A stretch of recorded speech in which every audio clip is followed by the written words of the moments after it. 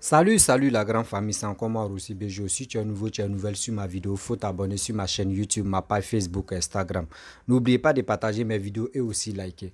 Bref, la famille, j'aimerais vous présenter une mémé, Jeannette Dick, elle est aux États-Unis, où elle est en train de répondre au PPACI parce que il y a des soi-disant les activistes qui disent des mauvaises choses si elle pour dire non que oui, elle est traite, elle est ceci, elle est cela. Mais au début de son combat, elle était avec le PPACI qu'on appelait le corps. Elle a lutté pour qu'on libère Gbagbo. Elle a fait ce combat. Mais après le combat, après la libération de Laurent Gbagbo, elle s'est rendue compte que oui, elle a contribué à la libération de Laurent Gbagbo.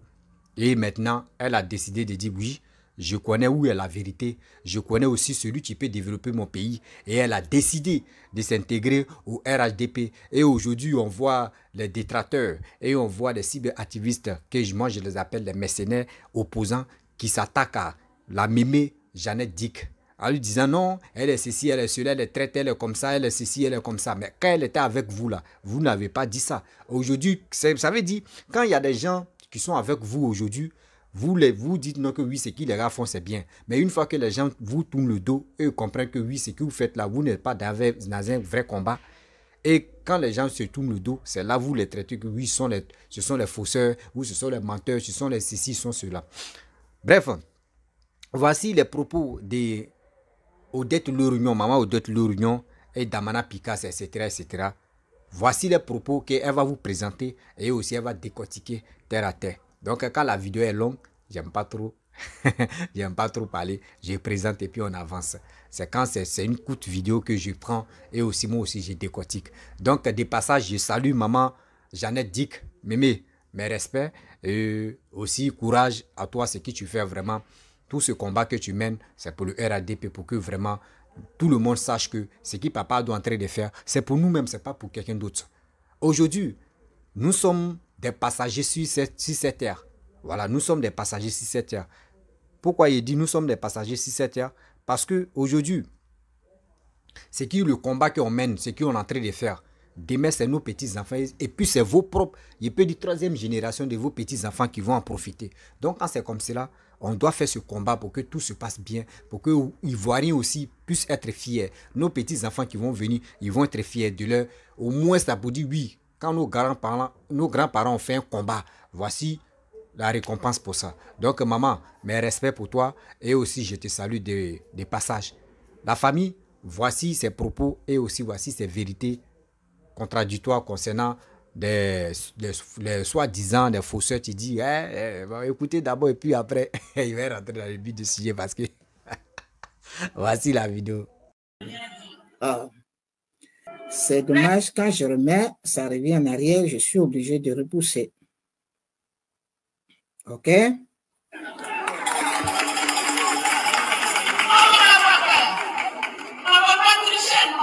On ne peut pas non plus pleurer pour ça. Il faut que nous nous levions.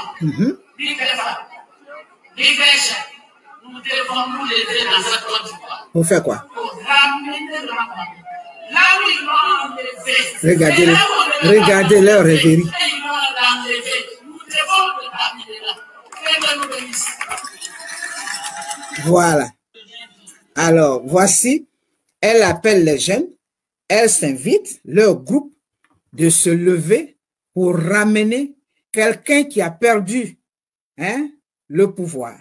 Quelqu'un qui n'est plus au pouvoir, qui a été accusé, mais Dieu voulant, il a été acquitté, reconnu non coupable, libre, qui est rentré avec la caution des autorités en place, quelqu'un à qui on a comment on appelle, on a attribué, disons, tous ces droits en tant qu'ancien chef d'État.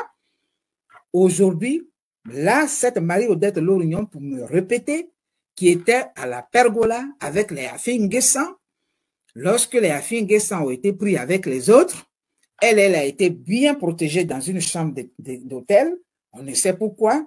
Ensuite, elle a été escortée. C'est elle qui vient dire, il faut que les jeunes se lèvent, eux, parce qu'elle dit, eux, là, ils sont trop grands, ils ne peuvent pas parler, mais il faut que eux tous s'élèvent pour ramener le président Gbagbo, l'ancien président Gbagbo, là où on l'a pris. Est-ce que c'est logique? Vous trouvez ça logique? Est-ce que vous trouvez ces propos responsables après avoir assisté à l'investiture de quelqu'un qui est au pouvoir, qui vous a tout offert? Ce n'est même pas, c'est pas une offre, c'était ses droits. Puisque ces avantages d'anciens présidents, ces avantages de députés, ces avantages de maires, d'anciens politiciens, d'anciens responsables, c'était sous la mandature de Laurent Gbagbo, c'est lui qui a signé ça. Ça, il faut le lui reconnaître. Mais est-ce que c'est responsable, après avoir dit oui, qu'on vienne dire non tout de suite? C'est de ça qu'il s'agit. Voici leur ruse. Voici comment ils préparent le mental des gens. Et comme les gens sont, on efface tout ça, on fond toutes ces déclarations, toutes ces attitudes-là, on les fond, on les plonge dans la mare des insultes. Alors les gens sont plutôt focalisés aux injures qu'aux vrais problèmes. Voici comment ils sont. Et c'est ainsi qu'il faut les mettre à nu. Madame Marie-Odette Lorignon, tu es mal placée pour parler ainsi. Parce que tu étais à l'investiture du vainqueur appelé Alassane Ouattara, qui est le président de Côte d'Ivoire aujourd'hui et qui est ivoirien. OK? C'est de ça qu'il s'agit. Alors, on va continuer d'écouter leur dérive encore. OK? Voici un autre. On a fait les élections derrière eux. Laurent Gbagbo a gagné les élections. Il est donc devenu président de la Côte d'Ivoire en 2000, octobre 2000 précisément. Dans un contexte difficile, parce que les militaires ne voulaient pas reconnaître la victoire de Laurent Gbagbo, et nous avons été obligés de confirmer dans la rue la victoire que nous avons donnée à Laurent Gbagbo dans les urnes. Cela nous a coûté 300 morts officiellement. Mais ces morts-là, c'était des militants du FPI. J'étais secrétaire national de la jeunesse à l'époque et on sait ce qui s'est passé dans la rue. Mais des gens sont allés ramasser ces corps-là. Parce que beaucoup de nos camarades, surtout ceux qui venaient de Yekoubo, on les a fusillés au niveau de la Carina. Il y a beaucoup qui sont tombés dans la rue, qui sont morts. Et on a ramassé ces corps-là pour aller les jeter derrière la Maca. Et c'est là qu'est parti l'idée du Chaouni. Ils ont pris nos corps, nos amis qui sont morts là, pour faire croire qu'il y a eu un charnier et il y a eu des militaires d'un parti politique qui ont été massacrés. C'est dans ce contexte. Alors, celui qui parle, il dit Laurent Gbagbo a gagné les élections. Est-ce que c'est de ça qu'il s'agissait? Est-ce qu'il était question de venir parler de... Je crois que ce dossier a été clos. Ce dossier a été fermé par l'investiture du président Ouattara. Cette investiture à laquelle vous étiez présent. Donc, on ne peut plus revenir sur qui a gagné les élections, qui n'a pas gagné les élections. Ça, c'est loin derrière nous. Mais, il était bon de relever. Voici comment ils enflamment. Alors, et il reconnaît qu'il y a eu 300 morts. D'abord, il dit, parce que les militaires n'ont pas voulu reconnaître. Mais quels sont ces militaires? Quels sont ces militaires qui n'ont pas voulu reconnaître? C'est de Boblé qui est en prison là, qui n'a pas voulu reconnaître parce que c'était eux qui étaient les militaires. Vous voyez, vous vous contredisez. Vous vous contredisez. Il y a eu des discussions de vainqueurs. Et vous avez appelé à la force. Et c'était les militaires de votre pouvoir qui étaient dans la rue pour mettre de l'ordre. Alors, quels sont ces militaires-là? Mais si vous connaissez ces militaires-là, il faut les désigner. Il faut les désigner. Mais on ne peut pas revenir, on ne peut pas comme ça remettre les choses en cause, tout simplement dans le but d'inciter à la colère, à la haine. Et c'est eux les haineux, c'est eux les rancuniers. Parce que tous les commentaires que vous allez voir, oui, haineuse. Moi, je ne suis pas haineuse. Moi, j'aborde les vrais sujets et j'interpelle. C'est ce que je faisais hier. Hier, quand j'étais avec vous, je n'étais pas haineuse. Hein? Les gens du RHDP ne m'ont jamais traité de haineuse. Quand je disais que Gbagbo Laurent a gagné, Jusqu'à ce qu'il soit libéré, Gbagbo Laurent est plutôt injustement en prison, jusqu'à ce qu'il soit libéré. Pour moi, mon dossier était clos. Mon message est passé. Pour moi, j'ai dit il était injustement incarcéré, il fallait le libérer. Et c'est ce qui s'est passé. Il fallait passer à autre chose. Alors, c'est eux qui vont venir parler. Oui, c'est Gbagbo Laurent qui a gagné les élections. Mais pourquoi vous revenez sur le passé? À quel dessein? Dorion l'a dit. Ils vont se mobiliser pour ramener Gbagbo Laurent au pouvoir. Comment? En instrumentalisant la mémoire, la conscience des faibles populations. Parce que tous ceux qui sont assis là, ça, ce sont les jeunes qui sont là. C'est les jeunes qui manipulent, qui ont toujours manipulé. Vous voyez? Alors, on vient relever ici votre inconstant de ce que Assou Adou a dit, que Laurent Gbagbo va rentrer pour que les Ivoiriens se retrouvent ensemble. Depuis Laurent Gbagbo est rentré, tous vos propos, tous vos messages, tous vos discours ne concourent pas, ne militent pas à ce rassemblement des Ivoiriens. C'est de ça qu'il s'agit. On continue. Peuple de paix. Si je ne suis pas dans une logique, faites-le moi savoir. Si je ne suis pas logique dans ce que je fais, en tout cas, faites-le moi savoir. Voilà, dites non, maman, ce que tu dis là, ce n'est pas juste, ce n'est pas logique. Voilà. Alors, je vais saluer mes enfants qui sont là. Bonjour Loulou, bonjour Laïla, comment ça va? Bonjour Touré, bonjour Sabine, merci. Et voilà, ça c'est les couleurs. Et puis, bizarrement, j'ai décidé de me mettre en couleur. Et la vidéo de Johnny, mon fils, là où il frapponnait, il a exposé tous les trucs du grand faussaire, mais il a porté les couleurs, il a porté l'orange. Ça, c'est l'esprit qui parle. Bonjour Swalio, bonjour Madeleine, comment ça va? Yeah, yes. Oui, Inago. OK. Alors, Swalio, il faut parler avec Madeleine. Mais mon WhatsApp est connu, hein, c'est le 5. C'est combien même? C'est quel est le numéro? Bon, je ne me rappelle plus.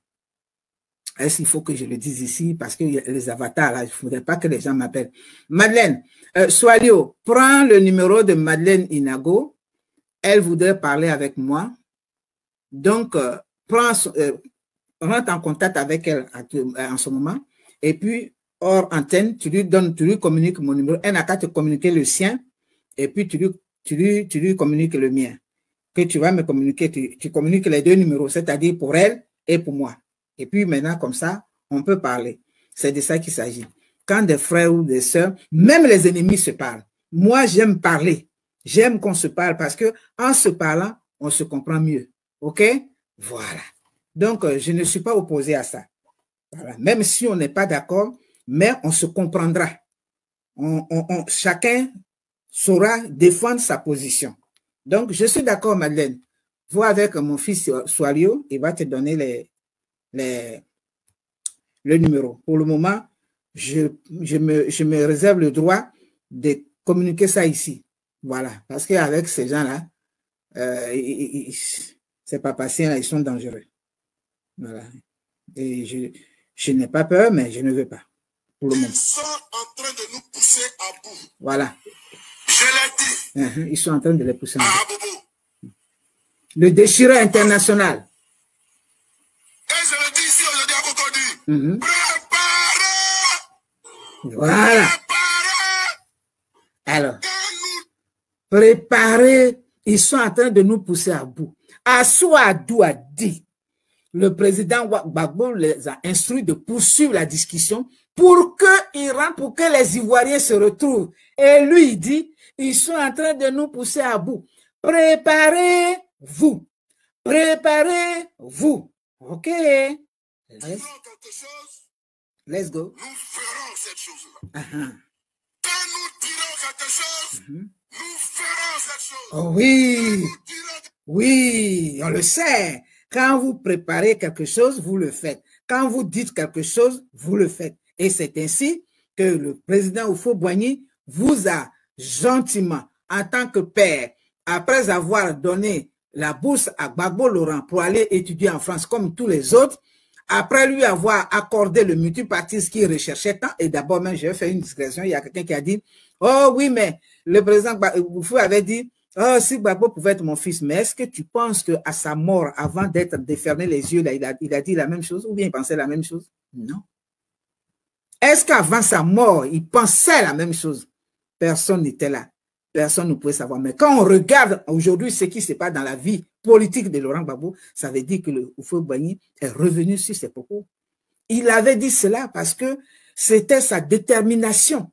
Et on avait vu, il a dit ça au cours d'une rencontre avec les opposants, ou certains opposants que je ne voudrais pas nommer ici, puisque nous avons vu, on était en Côte d'Ivoire, on a vu le reportage.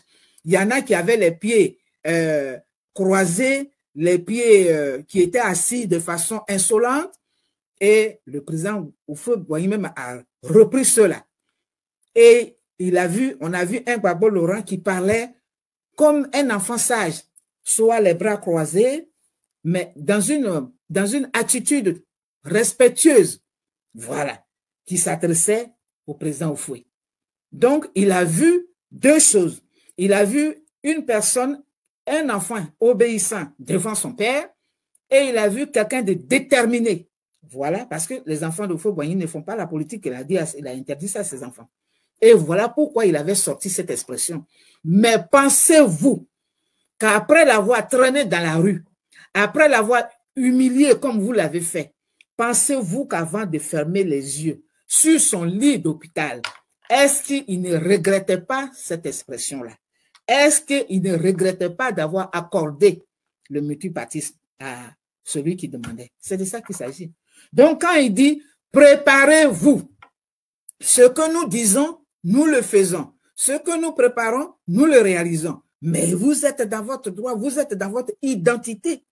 Vous êtes dans vos propos identitaires. C'est comme ça qu'on vous reconnaît. Voilà. Vous dites aujourd'hui, l'autre a dit plutôt la veille, on a dit qu'on va faire la paix. Mais vous ne faites pas la paix. Vous ne faites pas la paix. Et vous êtes venus pour dénoncer ça. Pour dire que vous allez vous préparer. L'Union Marie-Odette qui dit le 6 va devenir 9. Donc, tout ça, comment on appelle quoi Justin, qui dit qu'il va faire porter l'habit de deuil au président Ouattara et ils vont l'amener au cimetière. Mais est-ce que c'est les vivants qu'on amène au cimetière?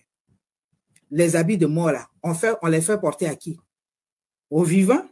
Lui, quoi Gisèle, on peut lui faire porter les habits de mort et on peut l'amener au cimetière pour qu'il passe un séjour là-bas. Hein, tout frais payé. Vous voyez. Donc, ce que vous faites, ce que vous dites, vous le faites. Et vous avez dit ça. Donc, c'est les menaces de troubles que vous êtes en train de dévoiler là. OK? Que vous êtes en train de confesser.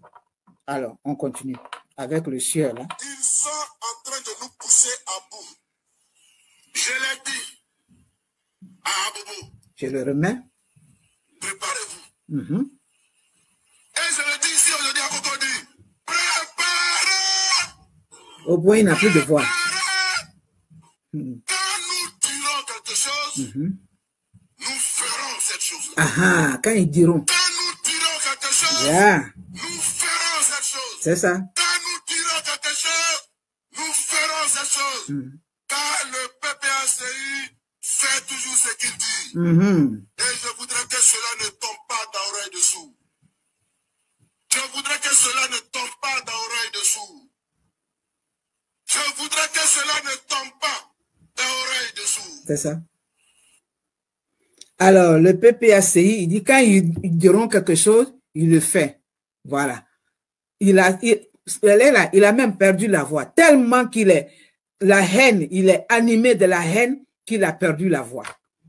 Et quand le PPACI dira quelque chose, il le fera. Préparez-vous. Voyez-vous? Et c'est le monsieur, le déchireur international des documents officiels. Voici. Ça, c'est qu'il a fait. L'acte qu'il a posé hier, qui a pesé lourd dans l'arrestation du président Laurent Gbagbo. Hein? L'acte qu'il a posé hier, où le monde entier, devant la presse du monde entier, et même des morts des cimetières où quoi Justin veut amener Ouattara là, l'acte qu'il a posé hier là, il n'est pas en train de regretter.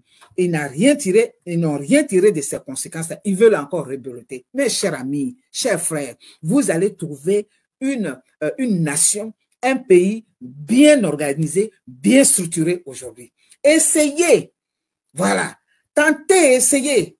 Parce que quand on vous fait, et puis on arrête en l'homme, vous criez au loup. Mais vous croyez que quoi? Vous croyez que quoi? Vous croyez qu'ici aux États-Unis, on peut tenir des propos comme ça, des propos guerriers comme ça? Mais les partisans de Trump, ils ont été bel et bien arrêtés. OK? Et comment on appelle? Ceux-mêmes qui étaient avec Trump, hein, des républicains, n'ont pas été d'accord avec ce qui s'est passé. Ils ont été arrêtés. OK? Alors, ce n'est qu'en Côte d'Ivoire, avec quelqu'un qui s'est dit, OK, nous étions amis hier, nous étions des frères hier. Ce n'est pas le même Laurent Gbagbo là qui a boycotté l'élection contre Bédié parce que Ouattara n'était pas candidat. Regardez votre inconstance. Ce n'est pas le même Laurent Gbagbo qui disait Ouattara est ivoirien. S'il n'est pas candidat, je ne participerai pas à cette élection. Depuis quand il a été maintenant burkinabé? Depuis quand il a perdu cette citoyenneté que Laurent Gbagbo défendait hier? Depuis quand? Revenez sur terre. Hein? Ne mettez pas les enfants des gens en retard. Parce que c'est ceux qui ne veulent pas avancer, qui écoutent ça et puis qui répondent à vos menaces. C'est ça. Hein?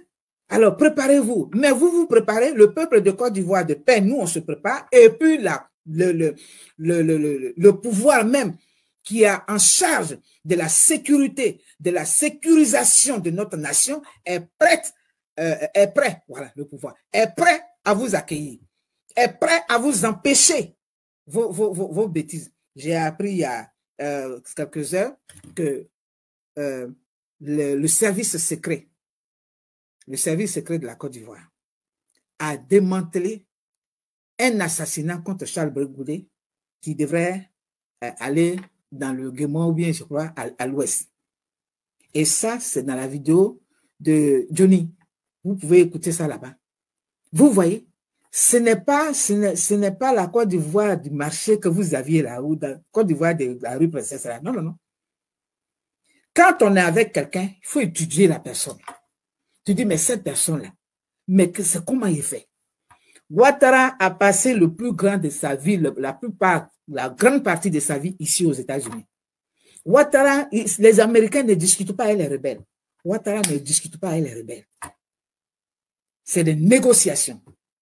C'est des négociations, c'est des discussions politiques. C'est ce qu'il a fait pour libérer nos militaires, nos enfants qui ont été pris en otage. Ceux-là même de qui le secrétaire général de l'ONU a dit qu'ils n'étaient pas des mercenaires.